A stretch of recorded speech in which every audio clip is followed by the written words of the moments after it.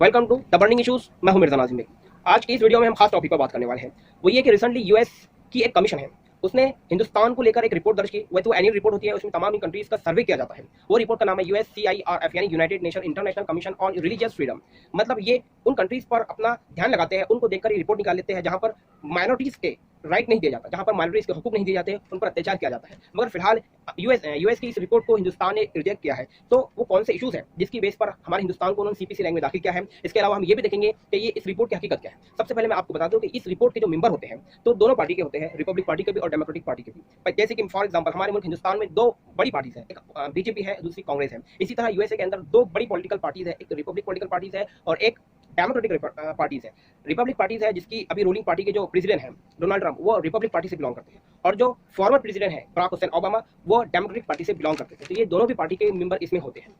और ये एक एनुअल रिपोर्ट होती है जो कि यूएस के कानून के हिसाब से बनाई जाती है। इसमें मैं आपको बता दूं कि हिंदुस्तान का जो रैंक है इसमें जो सीपीसी लिस्ट में है वो इससे पहले 2004 में भी रखा गया था। जब 2002 के दंगे हुए थे हिंदुस्तान में, उस वक्त बहुत ज्यादा राइट हुए थे अमंग द डिफरेंट कम्युनिटीज। तो on the basis of that इसको सीपीसी रैंक में रखा गया था बाय USCIRF की जानिब से। लेकिन अब 2014 से बाद से उन्होंने यहाँ पर रिपोर्ट दर्ज की। अब हम बात करेंगे वो कौन से इशूज है जिसकी बिना पर उन्होंने हमें सीपीसी रैंक में मेंशन किया है। सबसे पहले हम बात करते हैं सीएए यानी सिटीजनशिप अमेंडमेंट 2019। ये एक ऐसा कानून है अकॉर्डिंग टू द यूएस इस कमीशन के कि इन लोगों ने ये कहा कि ये जो कानून है ये डिस्क्रिमिनेटरी है। मतलब ये किसी एक कम्युनिटी के बारे में डिस्क्रिमिनेट करता है। जैसे कि बहुत अक्रॉस द कंट्री हमने देखा है कि बहुत बड़े बड़े प्रोटेस्ट है इसको लेकर एनआरसी सीए के खिलाफ में, उस बात को इन्होंने मेंशन किया है। दूसरी बात है काउ स्लेटर लॉ। तो हमने देखा है कि देश में बहुत सारे ऐसी इंसिडेंट हुए हैं, पहलू खान है और बहुत सारे ऐसे लोग हैं जिन्हें मूव लिंचिंग में मारा गया है काउ स्लेटर की शक में, काउ गोश्त की शक में। तो उस बात को भी इन्होंने मेंशन किया है। इन्होंने अपनी रिपोर्ट में ये कहा है कि 2014 के बाद से, जब से बीजेपी सत्ता में आई, उसके बाद से ही तकरीबन 100 से ज्यादा लोगों पर अटैक हुआ है काउ स्लॉटर की जानिब से, जिसमें क्रिश्चियंस है और मुस्लिम कम्युनिटी और दलित कम्युनिटी जो बिलोंग करते हैं उन पर अत्याचार हुआ है इस रिपोर्ट के मुताबिक। आगे इन्होंने ये बोला कि एंटी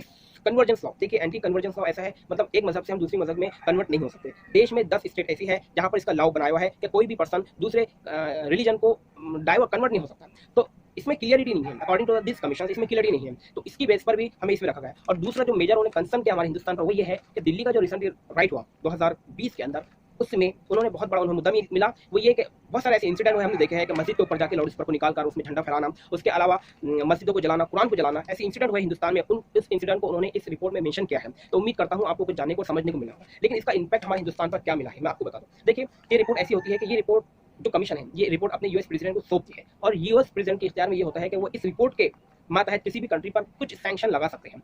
अगर सवाल ये पैदा होता है कि इस रिपोर्ट की वजह से, इस कमीशन की वजह से हिंदुस्तान पर सैंक्शन लग सकता है, मे भी पॉसिबल है। लेकिन अगर एज अ लॉजिकल देखा जाए तो पॉसिबल नहीं है, क्योंकि हमारे जो डिप्लोमेसी है यूएस प्रेसिडेंट डोनाल्ड ट्रंप के साथ काफी सॉफ्ट है, काफी अच्छे रिलेशन है हिंदुस्तान से। तो उससे ऐसा माना जा सकता है कि अभी हिंदुस्तान पर इसका ज्यादा असर नहीं पड़ेगा। और इससे हमें ये सीख मिलती है कि आगे का जो है यूएस प्रेसिडेंट जो इलेक्शन है वो डोनाल्ड ट्रंप ने ही जीतना चाहिए। वो इसलिए क्योंकि अगर कोई दूसरी विचारधारा का आदमी इस मंच पर आ जाता है तो मे भी पॉसिबल है कि हिंदुस्तान पर सैंक्शन रख सकता है। उम्मीद करता हूँ आपको कुछ जानने को समझने को मिला होगा।